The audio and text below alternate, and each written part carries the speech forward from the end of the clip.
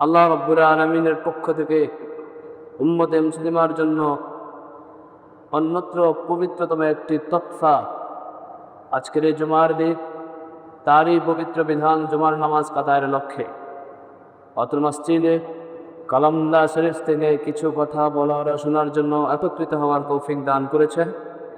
এজন্য অন্তরের অন্তঃস্থল থেকে, হৃদয়ের গহীন থেকে সকলে জোরে সুরে একবার কালিমাতুশ শুকর আদায় করি, আলহামদুলিল্লাহ। সম্মানিত হাজিরিন, আল্লাহ রাব্বুল আলামিন জুমার দিনকে উপলক্ষ করে মুসলমান জাতির জন্য যে কয়েকটি তোহফা দিয়েছেন, হাদিয়া দিয়েছেন, তার মধ্যে অন্যত্র একটি তোহফা হাদিয়া হলো আল্লাহ রাব্বুল আলামিন বলে, তোমাদের মধ্য থেকে যে ব্যক্তি শুক্রবারের এই জুমায়ের দিয়ে আল্লাহ রাব্বুল আলামিনকে রাজি খুশি করার জন্য, আল্লাহ রাব্বুল আলামিনকে রাজি খুশি করার জন্য, আল্লাহকে সন্তুষ্ট করার জন্য ঘর থেকে বের হয়ে গেল এবং মসজিদের মধ্যে চলে গেল। মসজিদে যাওয়ার পর সে জুমার নামাজ আদায় করল। জুমার নামাজ আদায় করার পরে আল্লাহ রাব্বুল আলামিনের কাছে তিনি মন থেকে, দিল থেকে ইস্তেগফার করেছেন। আল্লাহ বলেন, অন্তর থেকে ইস্তেগফারের নিয়তে জুমার মসজিদে আসার কারণে এবং জুমার নামাজ মন থেকে আদায় করার কারণে আমি আল্লাহ রাব্বুল আলামিন এই ব্যক্তির জীবনের সমস্ত গুনাহগুলো মাফ করে দিলাম। সম্মানিত হাজির, এটা হলো সর্বপ্রথম তোহফা মুসলমানদের জন্য। 2 নম্বর তোহফা, মুহাম্মদুর রাসূলুল্লাহ সাল্লাল্লাহু আলাইহি ওয়াসাল্লাম বলেন, জুমার নামাজের দিনে যে ব্যক্তি ফজরের নামাজ থেকে নিয়ে মাগরিবের নামাজ পর্যন্ত একবার মাত্র সূরা ইয়াসিন তেলাওয়াত করে, মান ক্বারা সূরাতা ইয়াসিন আহাদান ফি ইয়াউমিল জুমআ, জুমার দিনে যে ব্যক্তি একবার সূরা ইয়াসিন তেলাওয়াত করে, আল্লাহ রাব্বুল আলামিন শুধুমাত্র জুমার নামাজের দিনের উসিলায় ওই ব্যক্তিকে 10টি কোরআনের খতম তার আমলনামার মধ্যে দান করবে। এটা হলো 2 নম্বর তোহফা মুসলমানদের জন্য। আল্লাহ রাব্বুল আলামিন বলেন, জুমার দিনের 3 নম্বর হাদিয়া হলো মুসলমানদের জন্য। সেই হাদিয়া হলো সূরা ইয়াসিনের পরে আল্লাহ রাব্বুল আলামিন 15 নম্বর পারায় একটি সূরা দিয়েছেন। সেই সূরার নাম হলো সূরাতুল কাহফ। এই সূরা কাহফ যদি কোনো ব্যক্তি শুক্রবারের দিনে ফজরের পর থেকে মাগরিব পর্যন্ত পড়ে, রাব্বুল আলামিন হাবিব প্যারা মুহাম্মদুর রাসূলুল্লাহ সাল্লাল্লাহু আলাইহি ওয়াসাল্লাম বলেন, একবার মাত্র সূরা কাহফ তেলাওয়াত করার কারণে ওই শুক্রবার থেকে পরের শুক্রবার পর্যন্ত মোট 7 দিনের তার সব কিছুর দায়িত্ব আমি আল্লাহ রাব্বুল আলামিন নিজ হাতে নিয়ে নিতাম। তাহলে আল্লাহর কাছে যে ব্যক্তির দায়িত্ব চলে যায়, আল্লাহর কাছে যে ব্যক্তির সব কিছু চলে যায়, সে ব্যক্তির রাস্তাঘাটে অ্যাক্সিডেন্ট হওয়ার কোনো ভয় থাকে না, তার অসুস্থ হওয়ার মতো আর কোনো ভয় থাকে না। পৃথিবীর সমস্ত বালা মুসিবত তাকে দিকে পলায়ন করে শুধুমাত্র একটা জিনিসের কারণে, সেই জিনিসের নাম হলো সূরাতুল কাহফ। জোরে বলেন না সুবহানাল্লাহ। সম্মানিত হাজিরিন, আল্লাহ রাব্বুল আলামিন মুহাম্মদুর রাসূলুল্লাহ সাল্লাল্লাহু আলাইহি ওয়াসাল্লামকে নবুয়ত দান করার পরে সবচাইতে সুন্দরতম যে জিনিস নবীজিকে দান করেছেন, গত সপ্তাহের জুমায়ের বয়ানে আমি বলেছিলাম, হেরা গুহার সেই লম্বা কষ্টের পরে আল্লাহ রাব্বুল আলামিন মুহাম্মদুর রাসূলুল্লাহ সাল্লাল্লাহু আলাইহি ওয়াসাল্লামকে এই পবিত্র বিধান কালামুল্লাহ শরীফ দান করেছেন। আল্লাহ বলেন, নবীজিকে এই কোরআনুল কারীম দেওয়ার পূর্বে আমি আল্লাহ রাব্বুল আলামিন আসমানকে প্রশ্ন করেছি, ইন্না আরাজনাল আমানাতা আলাস সামাওয়াতি ওয়াল আরদ। আল্লাহ বলেন, আমি আসমানকে উদ্দেশ্য করে বলেছিলাম, আসমান, আমি এই কোরআনুল কারীম সব দায়িত্ব তোমার উপরে দিতে চাই। আসমান বলল, রব্বুল আলামিন, আমার কাছে এত শক্তি নাই যে আপনার কালামুল্লাহ শরীফকে নিজের উপরে আমি বহন করব। আল্লাহ বলেন, আসমানের অস্বীকৃতির পরে এই কোরআনুল কারীমকে আমি দেওয়ার চেষ্টা করেছি জমিনকে। আল্লাহ বলেন, ইন্না আরাজনাল আমানাতা আলাস সামাওয়াতি ওয়াল আরদ। আল্লাহ বলেন, জমিন তোমার উপরে আমি এই কোরআনুল কারীমকে ন্যস্ত করতে চাই। জমিন বলেন, রব্বুল আলামিন, এতটা শক্তি আপনি আমাকে দেন নাই যে আমি আপনার কালামুল্লাহ শরীফকে নিজের মধ্যে বহন করব। আল্লাহ রব্বুল আলামিন বলেন, এরপরে আমি আসমানকে আরজ করলাম, জমিনকে আরজ করলাম, সমুদ্রকে বললাম, তোমার কাছে আমি আমার কালামুল্লাহ শরীফকে ন্যস্ত করতে চাই। সমুদ্র রব্বুল আলামিন, তোমার রব্বুল আলামিন, এত ওজনওয়ালা জিনিস যদি আপনি আমার উপরে দেন, সমুদ্র নামের কোনো জিনিস আমার মধ্যে থাকবে না, কোনো পানি আমি বহন করতে পারবো না। আল্লাহ বলেন, সমুদ্র যখন আমার কাছে অস্বীকৃতি জানালো, আমি রব্বুল আলামিন বললাম, এই কুরআনুল কারীমকে আমি পাহাড়ের উপরে ন্যস্ত করতে চাই। পাহাড়কে বলার পরে পাহাড় বলে রব্বুল আলামিন হাল ইয়াস্তাউয়ানি সারা লা ইয়াস্তাউই আসহাবুন নারি আসহাবুল জান্নাহ আসহাবুল জান্নাতি হুমুল ফাইজুন। পাহাড় বলে লাউ আনজালনা হাযাল কুরআন আলা জাবাল লা রাআইতাহু খাশিআন মুতাসাদ্দিআ। পাহাড় বলে রব্বুল আলামিন আপনার এই কালামুল্লাহ শরীফ যদি আপনি আমার উপরে নাযিল করেন, আমি পাহাড় তো নিমিষের মধ্যেই দুনিয়ার জমিনের সঙ্গে মিশে ধ্বংস হয়ে যাব। সম্মানিত হাজির, তাহলে একবার চিন্তা করে দেখেন সেই কোরআনুল কারীম কতটা দামি। আসমান পর্যন্ত বলেছে রব্বুল আলামিন আমার শক্তি নাই, জমিন মানা করে দিয়েছে আমার শক্তি নাই, সব কিছু মানা করে দেওয়ার পরে আল্লাহ রব্বুল আলামিন বলেন সেই কোরআনকে আমি মানব জাতিকে পছন্দ করে মানুষের উপরে কোরআনুল কারীমকে নাজিল করেছি। শুধুমাত্র কোরআনুল কারীমকে গ্রহণ করার কারণে সৃষ্টিকুলের মধ্যে সর্বশ্রেষ্ঠ জাতি বলে মানুষকে আমি ঘোষণা করে দিয়েছি। সম্মানিত হাজরিন, সেই আশরাফুল মাখলুকাত, সেই সম্মানিত জাতি, সেই সম্মানিত সৃষ্টি বললাম আমরা, যেই সৃষ্টির কারণে আল্লাহ রাব্বুল আলামিন আমাদেরকে আশরাফুল মাখলুকাত বলে ঘোষণা করেছে। সম্মানিত হাজরিন, মুহাম্মদুর রাসূলুল্লাহ সাল্লাল্লাহু আলাইহি ওয়াসাল্লামকে কোরআনুল কারীম দেওয়ার পরে নবী মুহাম্মদুর রাসূলুল্লাহ যখন বললেন, সব মক্কার কাফেরদেরকে ডাক দিয়ে তিনি যখন বললেন আল্লাহ রাব্বুল আলামিন আমাকে আরশে আজিম থেকে আমানত দিয়েছেন, কোরআনুল কারীম দিয়েছেন, সেটার প্রতি তোমাদেরকে পরিপূর্ণভাবে আশ্বাস এবং বিশ্বাস স্থাপন করতে হবে। সবগুলো কাফেররা একত্রে বলেছিল আমরা আপনার সবগুলো বিষয়কে মানতে প্রস্তুত, ওয়ালাকিন্না আইদুনা মিন্নি, আমাদের পক্ষ থেকে আপনার কাছে আরজ হলো সব কিছু মানতে প্রস্তুত হলেও আল্লাহ প্রদত্ত কোরআনের পরে আমরা সারা পরিমাণ বিশ্বাস করতে পারি। নবীজির এই দাওয়াত যখন ছড়িয়ে গেল, আল্লাহ রাব্বুল আলামিন মুহাম্মদুর রাসূলুল্লাহকে বললেন, নবীজি আপনি গোপনে গোপনে মুসলমানদের কাছে যান, তাদেরকে সঙ্গে নিয়ে আপনি দাওয়াতের কাজ শুরু করেন। আল্লাহর হাবিব মুহাম্মদুর রাসূলুল্লাহ সাল্লাল্লাহু আলাইহি ওয়াসাল্লাম গোপনে গোপনে কাজ করা শুরু করলেন। আস্তে আস্তে আস্তে আস্তে মানুষগুলো মুসলমান হতে আরম্ভ করলেন। 3 মাস যাওয়ার পর রব্বুল আলামিন বললেন, আর আপনার কাছে গোপনে কাজ করার কোনো অপশন নাই, প্রকাশ্যে কাফেরদের কাছে যান, আল্লাহর কোরআন তাদের সামনে খুলে দেখান, এই কোরআনের মধ্যে যারা পরিমাণ করে ভুল নাই। আল্লাহ রাব্বুল আলামিন সর্বপ্রথম বলেছেন আলিফ লাম মিম যালিকাল কিতাবু লা রাইবা ফি, কোরআনুল কারীম তোমাদেরকে দিয়েছি সাধারণ ভাবে দেই নাই, এটা হলো এমন কোরআন লা রাইবা ফিহি, যে কোরআনের মধ্যে আল্লাহ রাব্বুল আলামিন সারা পরিমাণ ভুল কখনো দেখেন। এজন্য মানুষের কাছে দেওয়ার পরে মক্কার কাফের যাদের কাছে নবী সাল্লাল্লাহু আলাইহি ওয়াসাল্লাম গিয়েছেন, সকলে বিনা বাক্যে শুধু কোরআনুল কারীমের সৌন্দর্য দেখে, লেখাগুলো দেখে, তাদের মাধুর্যতা দেখে তারা সকলে একসঙ্গে বলেছিল লা ইলাহা ইল্লাল্লাহ মুহাম্মাদুর রাসূলুল্লাহ। নবী মুহাম্মদুর রাসূলুল্লাহ সাল্লাল্লাহু আলাইহি ওয়াসাল্লাম যখন ধারাবাহিকভাবে কাফেরদেরকে দাওয়াত দিয়ে ইসলামের গণ্ডির মধ্যে নিয়ে আসছিলেন, হঠাৎ করে ইহুদি বিশ্বের মধ্যে একটা খবর ছড়িয়ে পড়ল। ইহুদিরা বলল মক্কার সেই জমিনের মধ্যে এমন একজন ব্যক্তি আসলো, তার কথা শোনা মাত্রই সবগুলো মানুষ ইসলাম ধর্ম গ্রহণ করছে, আমাদের বিষয়টাকে একটু যাচাই বাছাই করে দেখা উচিত।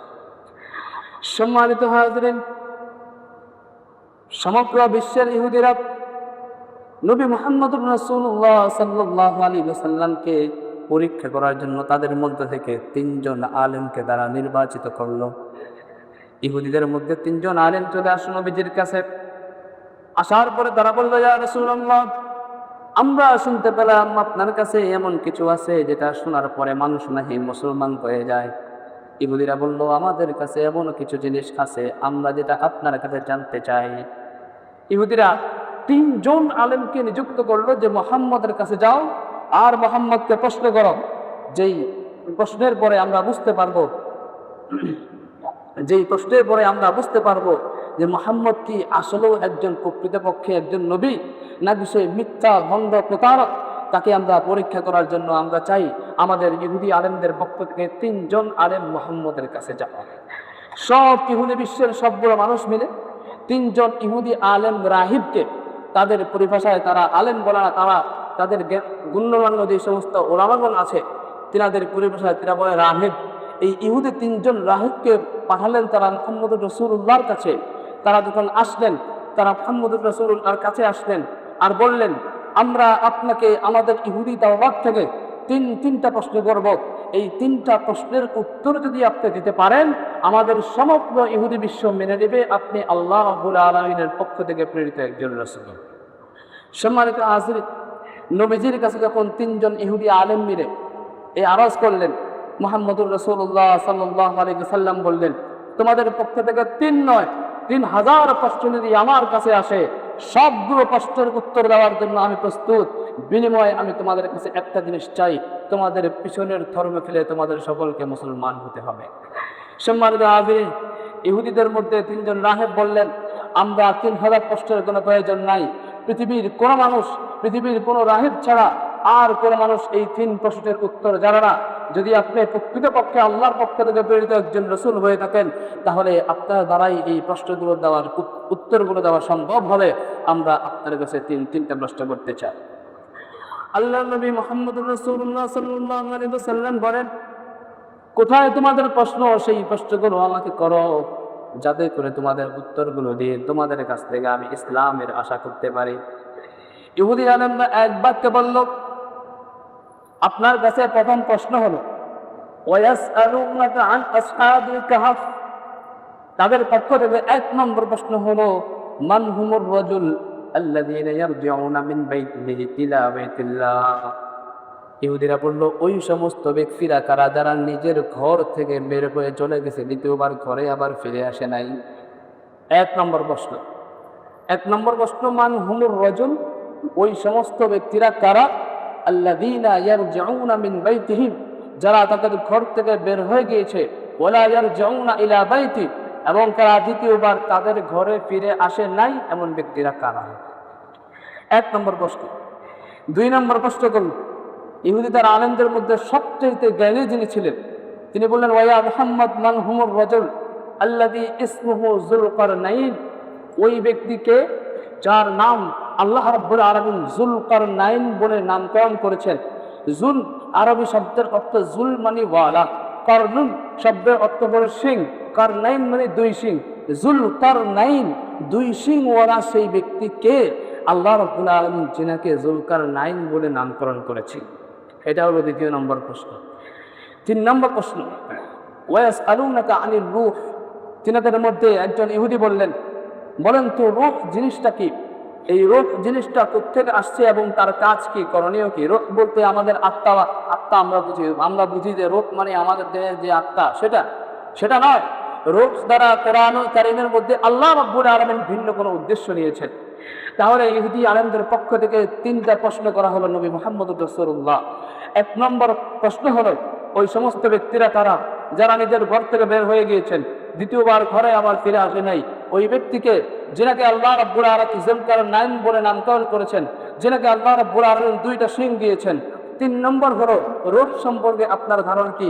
মুহাম্মদুর রাসূলুল্লাহ সাল্লাল্লাহু আলাইহি ওয়াসাল্লাম সমস্ত জিন্দেগীর মধ্যে একদিনের জন্য তিনি কোনো স্কুলে যান নাই, একদিনের জন্য তিনি কোনো শিক্ষকের কাছে পড়েন নাই। তিনার শিক্ষক হলেন স্বয়ং মহান রব্বুল আলামিন।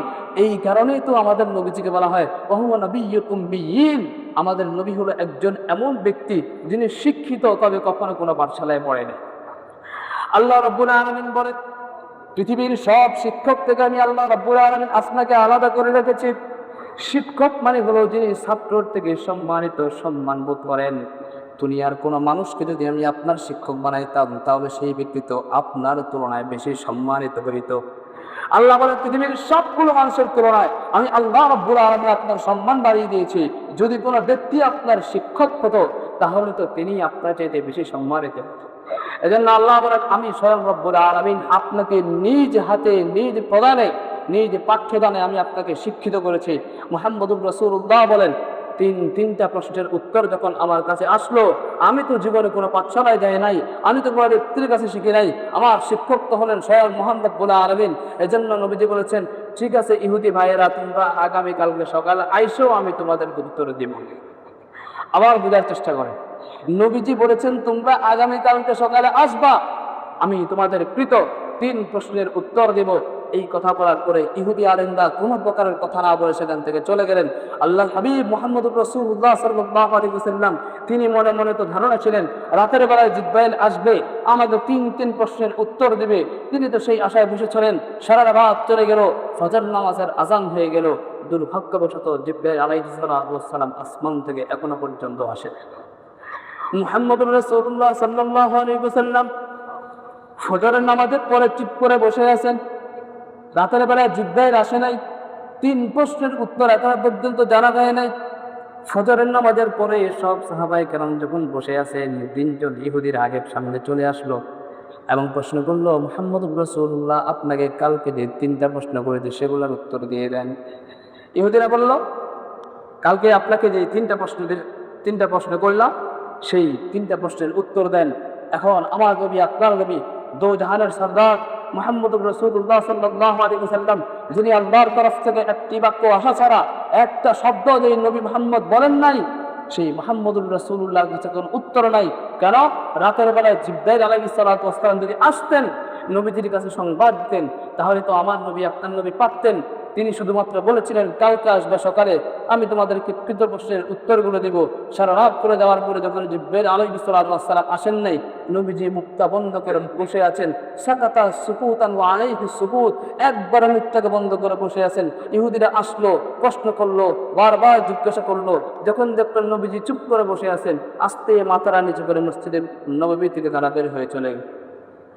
মসজিদে নববী থেকে চলে যাওয়ার পরে একজন ইহুদি রাহেব বললেন, সম্ভবত নবীজি মুহাম্মদুর রাসূলুল্লাহ তিনি মনে হয় অসুস্থ, যার কারণে তিনি আমাদেরকে কোনো উত্তর দেন নাই। তবে তিনার কুরআনুল কারীমের আয়াতগুলো দেখলে আমাদের বিশ্বাস হয় এটা ওনার নিজের পক্ষ থেকে বানানো কোনো কালাম নয়, এটা স্বয়ং রব্বুল আলামিনের পক্ষ থেকে নাযিলকৃত কোরআন। তাদের অন্তরে এই বিশ্বাস থাকার কারণে তারা বলল, আমরা আরেকটু অপেক্ষা করি। আবার জোহরের সময় আসলো, নবীজি মুহাম্মদুর রাসূলুল্লাহ বন্ধ হয়ে আসমান থেকে ওহির কোনো খবর নাই। সপ্তাহ চলে গেল, দিনকে দিন অতিবাহিত হলো। আল্লাহ রাব্বুল আলামিনের পক্ষ থেকে এখনো পর্যন্ত কোনো ওহির কোনো সংবাদ নাই। মুহাম্মদুর রাসূলুল্লাহ চুপ করে বসে আছেন, দিনের পর দিন কোনো খাবার নাই। অন্তরের মধ্যে ব্যথা নিয়ে তিনি মসজিদের মধ্যে পড়ে আছেন। এক সপ্তাহ যাওয়ার পরে ইহুদি আলেমরা সমগ্র বিশ্বের কাছে তারা চিঠি লিখলো, এই মুহাম্মদুল কাজ্জাব, মদিনার মধ্যে অবস্থিত এই মুহাম্মদ হলো সরাসরি একজন মিথ্যুক নবী। সম্মানিত হাজরিন, মুহাম্মদুর রাসূলুল্লাহ সাল্লাল্লাহু আলাইহি ওয়াসাল্লামের কাছে যখন খবর আসলো, নবীজিকে বলা হলো, আপনার নামে প্রপাগান্ডা ছড়ানো হচ্ছে, আপনি নাকি মিথ্যুক নবী। সমগ্র আরবের মানুষগুলো আপনাকে মিথ্যা অপবাদ দিয়ে মিথ্যুক নবী বলে ঘুরে বেড়ায়। যেই সমস্ত সাহাবায়ে কেরামগণ মসজিদে উপস্থিত ছিলেন, তিনাদের অন্তরের মধ্যেও সামান্য পরিমাণ সন্দেহ চলে এসেছিল যে আমাদের নবী যদি আসলেই সত্য নবী হতো, তিন প্রশ্নের উত্তর কেন দিতে পারে নাই। যে সাহাবায়ে কেরামগণ মসজিদে উপস্থিত ছিলেন, যারা মাত্র নতুন ঈমান নিয়ে আসছেন, ওনারাও যখন দেখলো কালকের কথা বলে এক সপ্তাহ চলে গেল, এখনো পর্যন্ত আমাদের নবীজি একটা উত্তর দিতে পারেন নাই, সাহাবাদের অন্তরেও সামান্য পরিমাণ সন্দেহ আসা শুরু হলো, আসলেই কি তিনি একজন সত্য নবী কিনা। 2 সপ্তাহ চলে গেল। আল্লামা ইবনে কাসির রাহিমাহুল্লাহ বলেন, 2 সপ্তাহ যাওয়ার পর সমগ্র আরব বিশ্বের সব কাফেররা বাজারে গিয়ে, দোকানে গিয়ে, অলিতে গলিতে গিয়ে, ঢোল তাবলা দিয়ে তারা এলান করলো, হাযা মুহাম্মাদুন কাজ্জাবুন, হাযা নবিয়্যুন কাজ্জাব। এই মক্কার জমিনে যে নবী, যিনি নিজেকে আল্লাহর তরফ থেকে প্রেরিত একজন পয়গম্বর নবী বলে দাবি করছেন, সে হলো খাঁটি একজন টাটকা মিথ্যুক নবী। তার থেকে তোমরা দূরে থাকো, তার কাছে তোমরা ঈমান আনো না। সম্মানিত হাজিরিন, 2 সপ্তাহ যাওয়ার পরে মুহাম্মদুর রাসূলুল্লাহ সাল্লাল্লাহু আলাইহি ওয়াসাল্লাম ব্যথিত অন্তর নিয়ে, বুক ভরা কষ্ট নিয়ে, চোখ ভরা অশ্রু নিয়ে ফজরের নামাজের পরে আল্লাহ রাব্বুল আলামিনের কাছে হাত উত্তোলন করলেন আর বললেন, রাব্বুল আলামিন, পৃথিবীর কোনো মানুষ জানুক আর না জানুক, আপনি একমাত্র জানেন, আনা নবিয়্যুস সাদিক, আমি হলাম সত্যবাদী নবী। জীবনে কোনো কারণে, প্রয়োজনে অপ্রয়োজনে একটা মিথ্যা কথা, মিথ্যা শব্দ পর্যন্ত বলে নাই। সেখানে সমগ্র বিশ্বের মানুষগুলো, আমার সমগ্র আরবের মানুষগুলো আমাকে মিথ্যুক নবী বলে রাস্তাঘাটে, বাজারে, বাজারে সব জায়গায় আমার নামে প্রপাগান্ডা ছড়াচ্ছে। মহান রব্বুল আলামিন, আপনার কাছে আমার আরজি হলো, আপনি অচিরেই আমার কাছে আপনার জিবরাইল ফেরেশতাকে পাঠায় দেন। সম্মানিত হাজির, 3 সপ্তাহ যাওয়ার পর আল্লাহ রাব্বুল আলামিন হযরত জিবরাইল আলাইহিস সালামকে হঠাৎ করে পাঠাইলেন। জিবরাইল আলাইহিস সালাম যখন আসমান থেকে আসলেন, সমগ্র আসমানগুলো অন্ধকার হয়ে গেল। মুহাম্মদুর রাসূলুল্লাহ সাল্লাল্লাহু আলাইহি ওয়াসাল্লাম বুঝতে পারলেন কিছুক্ষণের মধ্যে আল্লাহ রাব্বুল আলামিনের অন্যতম রূপ জিবরাইল আলাইহিস সালাম আমার কাছে এখানে চলে আসবেন। জিবরাইল আলাইহিস সালাম হঠাৎ করে 3 সপ্তাহ পরে আসলেন। এই 3 সপ্তাহ পরে আসার পরে আল্লাহ রাব্বুল আলামিনের হাবিব মুহাম্মদুর রাসূলুল্লাহ বললেন, দমক দিয়ে জিবরাইলকে কোন জিনিস তোমাকে সেই আরশের মধ্যে আটকে রেখেছে, যে জিনিস আমার কাছে আসা পর্যন্ত তোমাকে এত প্রতিবন্ধকতা বার করে তোমাকে এখানে আসতে হয়েছে, বলো সেই তিনটা প্রশ্নের উত্তর কি, এখনই আমি জানতে চাই। জিবরাইল আলাইহিস সালাতু ওয়াস সালাম বললেন, ফান্তাজির ইয়া মুহাম্মদ, কিছুক্ষণের জন্য অপেক্ষা করুন, আল্লাহ আমাকে আপনার কাছে পাঠাইছেন ঠিক, কিন্তু 3 প্রশ্ন উত্তর বলার জন্য আমাকে এখনো অনুমতি দেন নাই। এবার মুহাম্মদ রাসূলুল্লাহ সাল্লাল্লাহু আলাইহি ওয়াসাল্লাম ডাক দিয়ে বললেন, জিবরাইল, কোন জিনিসের কারণে তোমাকে আমার কাছে আসতে এত সমস্যা করেছে? এবার জিবরাইল আলাইহিস সালাতু ওয়াস সালামের মাধ্যমে আল্লাহ রাব্বুল আলামিন বলেন, ওয়ালা তাকুলান্না লিশাইইন ইন্নী ফাইলুন যালিকা গাদা ইল্লা আন ইয়াশা আল্লাহু রাব্বুল আলামিন। জিবরাইল বললেন, আপনার কি মনে নাই 3 ইহুদি যখন আপনার কাছে আসলো, তারা যখন আপনাকে তিনটা প্রশ্নের উত্তর দিল, প্রতি উত্তরে আপনি তাদেরকে কি বা বললেন? মুহাম্মদ রাসূলুল্লাহ বললেন, আমি তাদেরকে বলেছিলাম আগামীকাল ফজরের সময় আসার জন্য, তাদেরকে বলেছিলাম তোমরা আগামীকাল সকালে আসবা, আমি তোমাদেরকে উত্তর দেব। জিবরাইল বলে, এখানেই তো আপনি ভুলটা করেছেন। আমার আল্লাহ বলেছেন, ওয়ালা তাকুলান্না লিশাইইন ইন্নী ফাইলুন যালিকা গাদা, আপনার জন্য এতটুকু অনুমতি নাই আপনি বলবেন যে আমি আগামীকালকে এই কাজটা করব। তবে যদি আপনার বলতে হয়, অবশ্যই বলতে হবে ইল্লা আন ইয়াশা আল্লাহ, ইনশাআল্লাহ, অবশ্যই কালকে আমি কাজটা করব। শুধুমাত্র ইনশাআল্লাহ এই শব্দটার কমতির কারণে আল্লাহর হাবিব মুহাম্মদুর রাসূলুল্লাহ সাল্লাল্লাহু আলাইহি ওয়াসাল্লামকে আল্লাহ রাব্বুল আলামিন তিনটা সপ্তাহ যাবত তিনাকে কষ্ট দিয়েছেন। আল্লাহ বললেন, আপনি যে তাদেরকে বললেন যে আগামীকালকে সকালে তোমরা আইসো, তোমাদেরকে আমি প্রশ্নের উত্তর দেব, বলেন তো নবী মুহাম্মদুর রাসূলুল্লাহ, বলেন তো আপনি যে আজকে রাত্রে বাঁচতেন সেটার গ্যারান্টি কি আপনি আমাকে দিতে পারবেন? নবীজি বলে, লা ওয়া আল্লাহু আনা আখতাউ।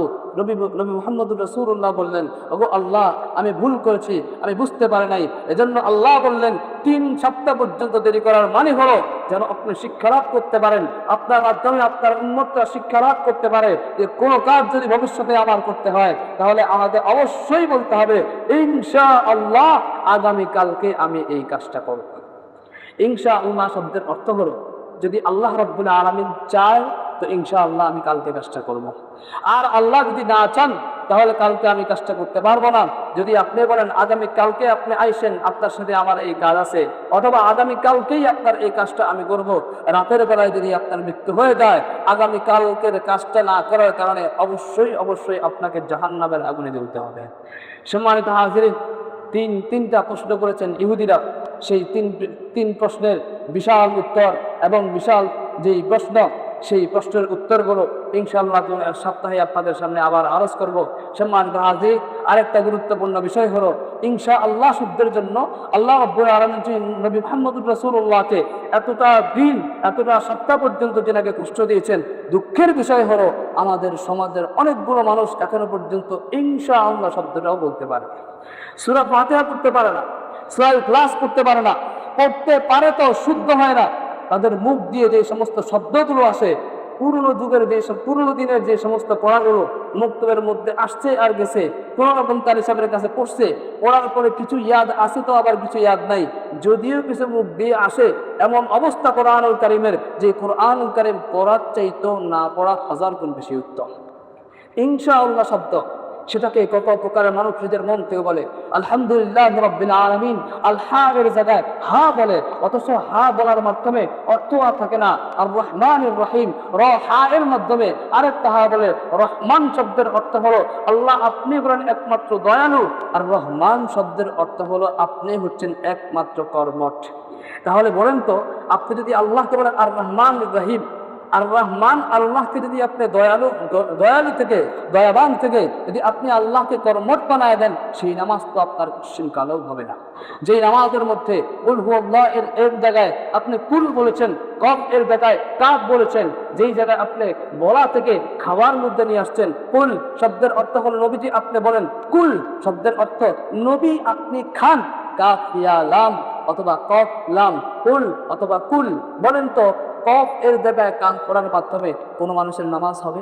আল্লাহ নবী মুহাম্মদুর রাসূলুল্লাহ সাল্লাল্লাহু আলাইহি ওয়াসাল্লাম বলেছেন, মিন সিহহাতিস সালাতি আউয়ালু শুর ওয়া হুয়া সিহহাতুত তিলাওয়া। নবী সাল্লাল্লাহু আলাইহি ওয়াসাল্লাম বলেন, তেলাওয়াত শুদ্ধ হওয়ার মাধ্যমে তোমাদের নামাজগুলো শুদ্ধ হবে। যার নামাজের মধ্যে গলত আছে, যার নামাজের মধ্যে তেলাওয়াত ঠিক নাই, ওই ব্যক্তির নামাজ পড়া হবে ঠিক, কিন্তু রব্বুল আলামিনের কাছে সেই ব্যক্তির নামাজ কখনো কবুল হবে না। এজন্য স্কুল কলেজে পড়া ভালো, তবে কোরআনুল কারীমকে বাদ দিয়ে কিন্ডার গার্ডেনে ভর্তি হওয়া, নিজের সন্তানগুলো এখনো পর্যন্ত আযান দিতে পারে না, তাদের মুখ থেকে এখনো পর্যন্ত কালিমা শব্দটা বের হয় না, আশহাদু আল্লা ইলাহা ইল্লাল্লাহ শব্দটা তাদের মুখ থেকে বের হয় না, তাদেরকে আপনি স্কুল কলেজের মধ্যে দিলেন। এই ব্যক্তি কোনোদিনও কোরআনুল কারীম না পড়ার কারণে, না জানার কারণে, পড়তে না পারার কারণে মৃত্যু পর্যন্ত সে কখনো কোরআনুল কারীমের মধ্যে হাতও লাগাবে। এই জন্য সম্পূর্ণ দায় আপনাকে বহন করতে হবে। এজন্য আপনাদের সন্তানগুলিকে স্কুল কলেজে দেওয়ার পূর্বে ধর্মীয় শিক্ষারা কমাস কম কোরআনুল কারীমকে অবশ্যই শিক্ষা প্রদান করতে হবে। সম্মানিত হাজরিন, আল্লাহ রাব্বুল আলামিন আমাদেরকে আমল করার তৌফিক দান করুন। আমার তৌফিক ইল্লা বিল্লাহ। আসসালামু আলাইকুম ওয়া রাহমাতুল্লাহ।